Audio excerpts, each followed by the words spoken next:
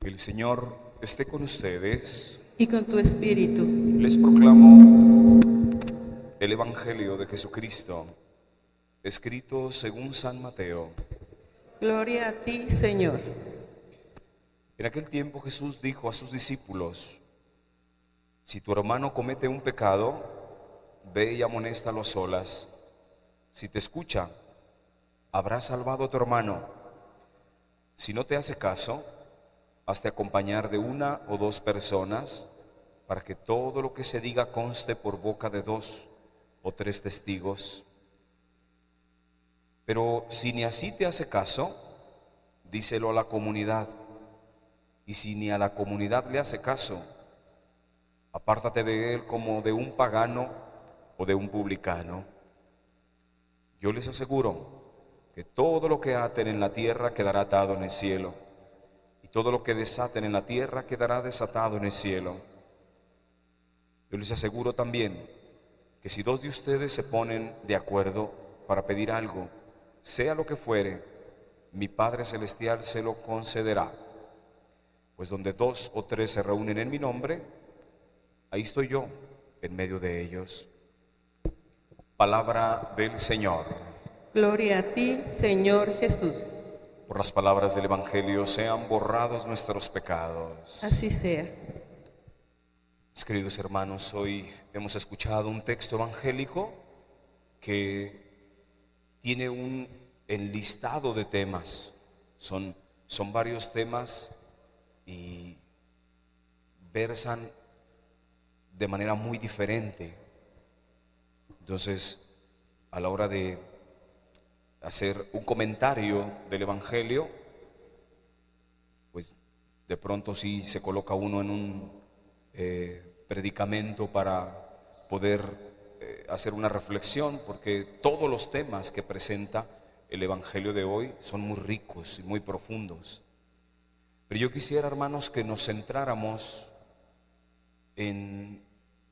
prácticamente en la primera expresión que hace el Señor en el texto. Dice: si tu hermano comete pecado, ve y corrígelo. Y a mí me parece que ese es un tema que es incluso muy espinoso, porque hoy en día el tema del pecado es un tema que se ha vuelto muy polémico, porque ahora resulta que el pecado pues no existe. O sea, la ideología de hoy, esta forma de pensar de hoy, muy relajada en el ámbito de la moral, ha llevado al creyente a empezar a poner en tela de juicio el tema del pecado. Entonces imagínate tú cuando dice Jesús: si un hermano tuyo comete un pecado, ve y corrígelo. Pero imagínate la sociedad de hoy, el creyente de hoy, que ya empieza a dudar de la existencia del pecado. ¿Qué va a corregir? ¿Qué voy a corregirle a un hermano si no tiene pecado? Hoy en día, un gran sector de los creyentes católicos ha venido así como internando en su mente y en su corazón la idea de que esto del pecado es muy subjetivo, y para esto ha influido muchísimo las corrientes psicológicas, hermanos, las teorías psicológicas, en donde la mayoría intentan quitarle la responsabilidad a una persona en sus comportamientos. No te preocupes, tú estás haciendo esto que no está bien moralmente hablando, pero tú no eres el culpable. El responsable es tu padre, que te golpeó cuando eras niño. La culpable es tu madre, que siempre te marginó o te controló en la vida. El culpable es el ambiente que te rodeó cuando tú eras pequeño, o eras adolescente, o eras un joven, las circunstancias que estaban en torno a ti, y empieza a justificarle a la persona el comportamiento que para el creyente sabe que está mal. Está mal el pecado. Eso es una acción deliberada. El pecado es una acción que cada persona elige hacerlo. Nadie está obligado a cometer un pecado y nadie te puede obligar a cometer un pecado. El demonio no obliga a cometer pecados. Nadie te puede obligar. Pero hoy en día esta forma de pensar ha venido a desdecir en la moral cristiana, en el comportamiento del creyente, toda esta doctrina del pecado. Por eso, cuando el Señor habla y dice: si tu hermano comete un pecado, ve y corrígelo. Pero ante la alteración que hay hoy en el creyente respecto al pecado, pues ya que le corrige. Hoy los papás, muchos de ellos, ya no corrigen a sus hijos sus malas acciones. No, déjalo. ¿Qué tiene de malo? ¿Qué tiene de malo que haga esto? ¿Qué tiene de malo que mi hijo esté fumando? ¿Qué tiene de malo que mi hijo se tome sus copitas? Déjalo, que conviva, déjalo. Ya no se corrige porque ya no se ve pecado, hermano. Ya no se ve pecado. Ese es el problema del mundo de hoy, que perdió el sentido del pecado y ya no ve pecado. Luego entonces, ¿qué corrige? Si yo ya no veo pecado, ¿qué corrijo? Si las acciones de mi hermano las veo como buenas, está bien, está en lo correcto, pues déjalo. Es que él así fue, pues tuvo una vida difícil, complicada. ¿Y su responsabilidad dónde quedó?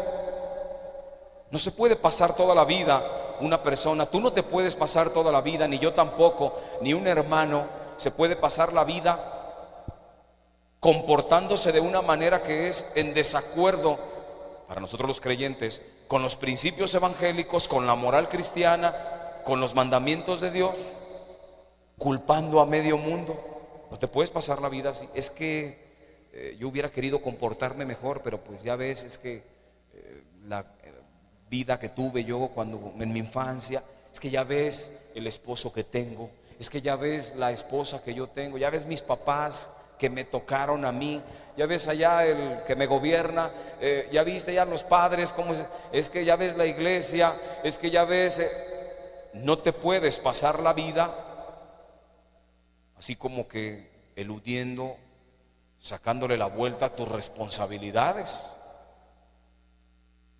El cristiano sabe perfectamente que el pecado ahí está y que es una acción indebida y que es un comportamiento que va en desacuerdo a la voluntad de Dios.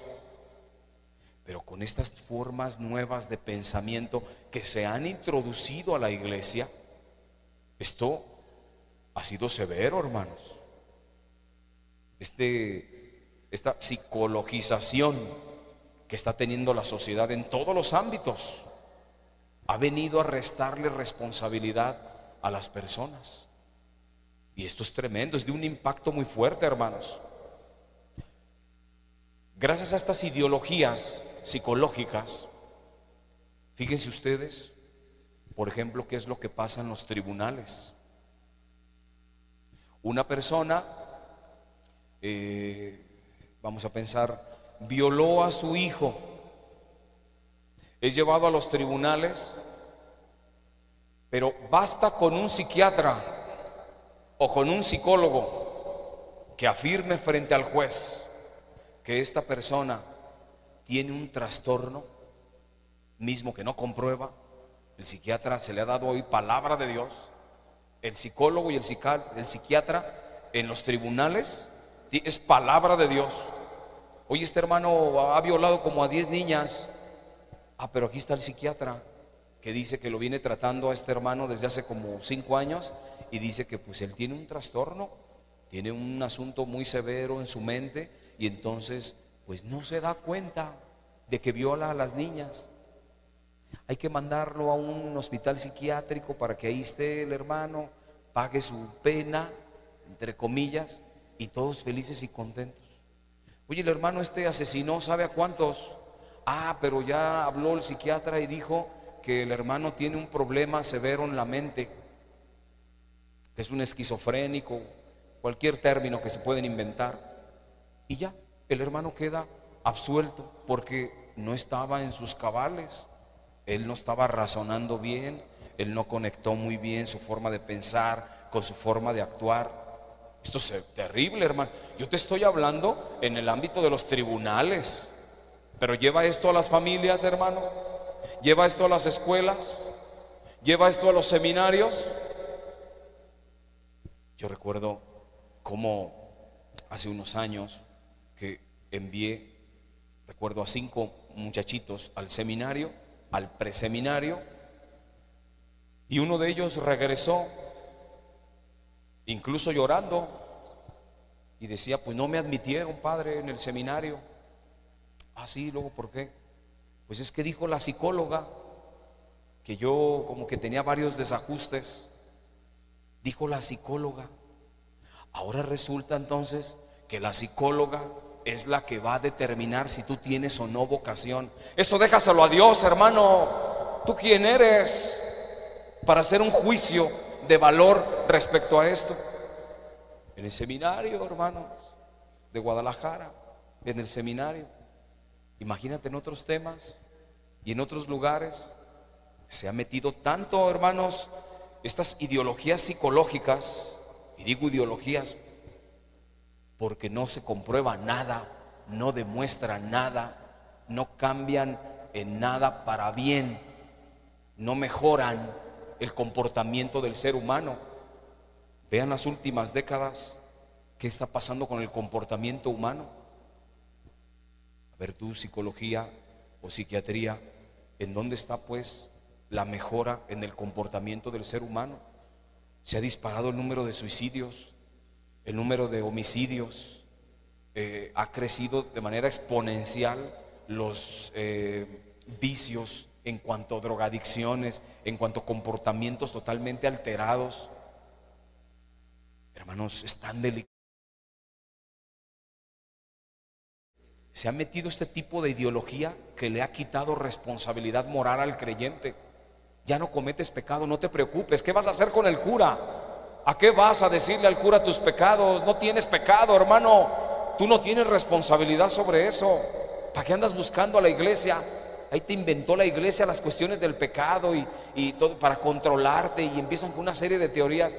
Hermano, tú eres creyente y tú sigues la doctrina de Cristo, y Cristo no se equivoca, hermano. Es más factible que se equivoque la psicología, que eso es evidente, hermanos, a que se equivoque el Señor. Si tu hermano comete un pecado, o sea, el hombre comete pecados, si no, no lo hubiera dicho Jesús. Si tu hermano comete un pecado, ve y corrígelo a solas. Pero si no corregimos, hermano, no corregimos hoy porque simple y sencillamente no veo pecado yo. Yo no veo pecado, padre. Hay papás hoy que le permiten a la hija que tenga su novio y que tenga relaciones íntimas ahí en la casa. No, es que yo prefiero que mi hija esté teniendo relaciones íntimas aquí con su novio, a que sabrá Dios dónde ande ella. ¿Quién eres, papá, mamá o qué? No, es que yo no veo nada mal ahí, padre. Yo no veo ninguna alteración, yo no veo ningún problema. Este es el problema, hermanos, que el creyente hoy en día ya no ve pecado. Y algo que me parece muy grave es que el clérigo ya no ve pecado. Ya no ve pecado. Y por eso podemos escuchar a algún clérigo que perdió la noción del pecado. Imagínense el impacto que trae. No es lo mismo que un creyente, un fiel laico, pierda el sentido del pecado a que lo pierda un cura. Imagínense ustedes, hermanos, si yo llego a perder el sentido del pecado, ¿Qué le voy a decir al pueblo? Tranquilo, hermano, tú sigue tu vida como vas bien, pues las circunstancias que te rodearon, no hay problema, tú no eres responsable, cálmate, hermano, no te asustes, no te generes culpas, ¿eh? Qué triste. Y a mí me ha tocado escuchar hermanos penitentes que llegan al confesionario y que tranquilamente me dicen: es que el padre aquel me dijo que no era pecado, que yo podía abortar, que al cabo no es pecado porque hay una circunstancia, yo puedo utilizar un dispositivo intrauterino, al cabo no es pecado, yo me puedo operar, dice, para ya no tener hijos porque el padre me dijo que tenía oportunidad. ¿Y quién es el padre? ¿Él es el dueño de la moral o qué? El padre fulano que te dijo esto, que ya no hay pecado, que no estás cometiendo pecado. ¿Y quién es ese padre? ¿Quién fue el que te dijo esto? En el evangelio, un padre, un sumo sacerdote, te lo dijo Jesús, hermano. Si Jesús te está hablando del pecado, es que esto es real. El pecado es real. Pero ahora resulta que el clérigo dice que ya no hay pecado. Donde Cristo sí ve pecado, resulta que el clérigo aquel ya no ve pecado. Bonita cosa, hermano. Ya, el padre ya no ve pecado. Y entonces, ¿qué tienes que corregir? Calma. Yo se los dije, no sé si la semana pasada, de por ahí una hermanita que llegó y me dijo: es que un padre me dijo que no era pecado faltar a misa el domingo. ¿Y quién me dijo? Este padre ya perdió la noción de pecado. Ya no saben dónde está el pecado, dónde está la gracia. Esto es muy delicado, hermanos. Que un clérigo pierda el sentido del pecado, ¿qué va a corregir? Que un papá, una mamá pierda el sentido del pecado, ¿qué le va a corregir al hijo? Que el maestro pierda el sentido del pecado, ¿qué le va a corregir al alumno? Esto es muy delicado. El tema es muy serio. Y yo los invitaría, hermanos, para que hoy lo que nos dice Jesús lo cambiemos a la primera persona del singular. El Señor dijo: si tu hermano comete un pecado. El Señor hoy está hablando de la segunda persona del singular. Si tu hermano comete un pecado, ve y corrígelo. Pero ¿qué pasa si esto lo trasladamos a nosotros? Si tú cometes un pecado, digamos, conjugando el verbo, es: si tú cometes un pecado, busca la corrección, hermano, corrígete. Si nosotros lo hacemos de manera personal, que cuando lo hacemos de manera personal es asumir la responsabilidad. Me hago yo dueño de mi decisión. Si yo cometo pecado, ¿qué hago? Tú, hermano, cuando cometes pecado, ¿qué haces? ¿Buscas la corrección? ¿Buscas al sacerdote para que se te perdonen los pecados? ¿O buscas al psicólogo para que te suavice la conciencia, te dé palmaditas en la espalda y te diga: tranquilo, hermano, tú no tienes ningún pecado, no te estés echando culpas? Esas son culpas, suéltalas, hermano, eso no es tuyo. Esto no tienes por qué cargar algo que no es tuyo. No, sí es tuyo, hermano. Es tu decisión. Tú eres el que estás tomando las decisiones. Tú eres el que te estás equivocando en tu manera de comportarte. ¿Y qué es lo bueno o en dónde puedo corregir mi comportamiento? En el Evangelio de Cristo, hermano. En el Evangelio de Cristo, nosotros esto tenemos que acoplar, encuadrar nuestro comportamiento. No en el psicoanálisis, ni en las corrientes psicológicas. ¿Qué me dice el directorio de trastornos mentales respecto a este comportamiento que estoy teniendo? No busques en el directorio de trastornos mentales, hermano. Busca en el Evangelio. Busca lo que te dijo Jesús. Ahí es donde tú te tienes que comparar si lo que estoy haciendo es correcto, es bueno, es verdadero, es adecuado, es moralmente admisible como me lo pide el Señor. Y uno puede decir: padre, ¿y si no corrijo yo? ¿Y si dejo que mi hermano siga cometiendo pecado? Fíjate lo que le dijo el Señor al profeta en la primera lectura. Son palabras que se nos tiene que erizar la piel, hermanos, porque es una sentencia de Dios. Y le dijo: mira, hermano, le dijo el profeta, si tú no corriges a un hermano que sabes que está haciendo mal, tú también te vas a ser responsable de su pecado. A ti también te voy a pedir cuentas. Si no lo haces, hermano, si no vas y corriges, yo también te voy a pedir cuentas a ti. Pero en cambio, si tú vas y lo corriges y el hermano no se corrige, tú te salvas, hermano, ya le pediré cuentas a aquel. Pero si tú no eres capaz de ir a corregir al otro, te voy a pedir cuentas a ti. Eso mismo nos dice hoy, hermano.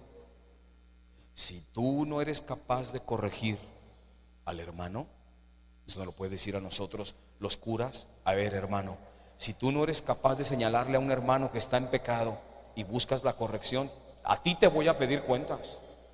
O sea, el sacerdote que da una mala instrucción moral a un hermano en el confesionario, el Señor le va a pedir cuentas a ese sacerdote. ¿Y qué le vas a decir de todas las conciencias, tú sacerdote, que has tratado? Recuerdo una ocasión en que acompañé a un amigo que iba a tocar una misa.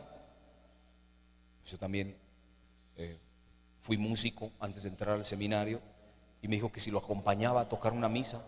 Sí, cómo no. Ahí lo acompañé yo. Fuimos a tocar en una escuela, no les digo cuál para que no den con ella, pero una escuela de los jesuitas.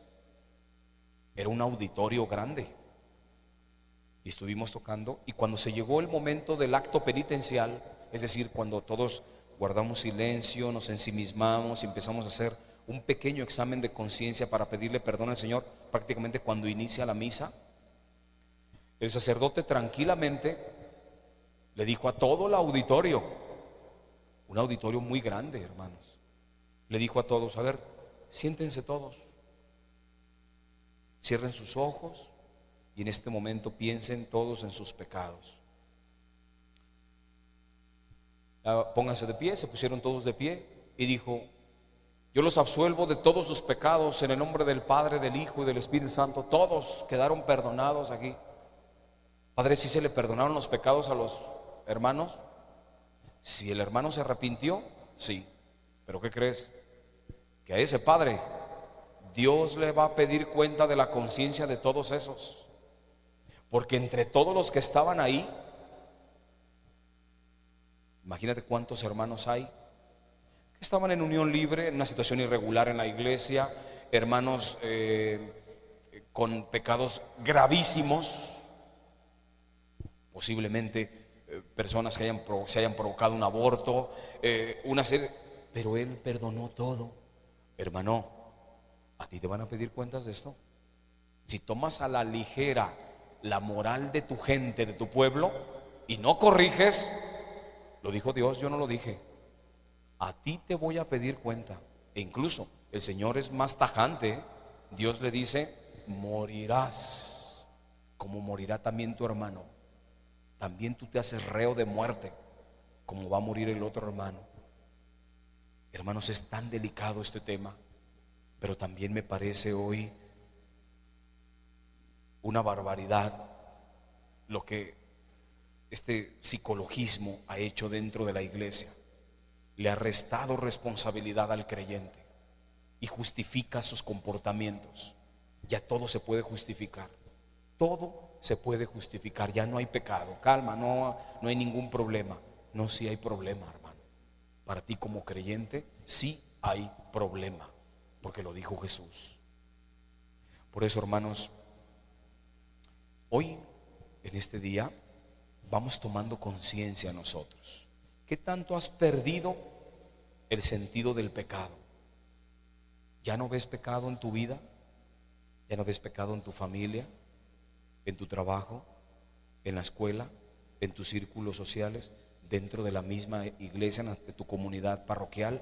¿Ya no ves pecado? Si así es, hermano, déjame decirte que estás en serios problemas, y yo también. El día que perdamos el sentido al pecado, ese día, hermanos, estamos en serios problemas. Porque si llegas a perder absolutamente el sentido del pecado,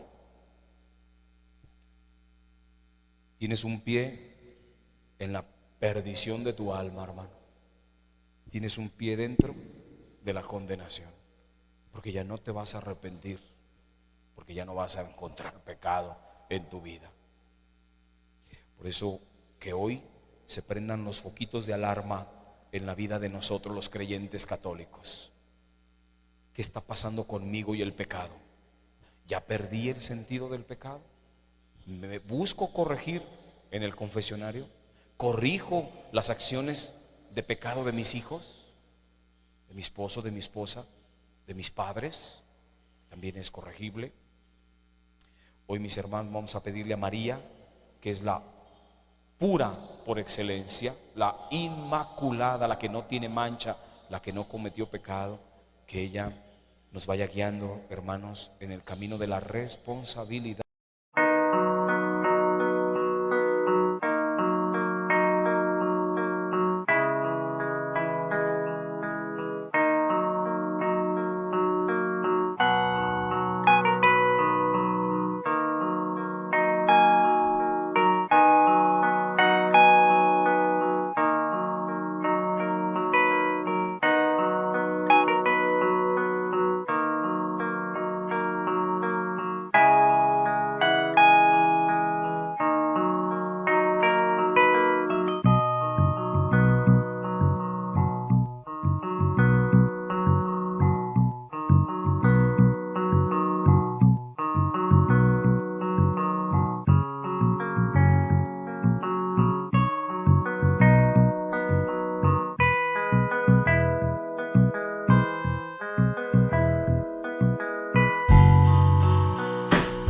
Evangélica y cristiana, para que podamos nosotros vivir de acuerdo a lo que el Señor nos va pidiendo, corrigiéndonos, y un día alcancemos todos el premio de la vida eterna.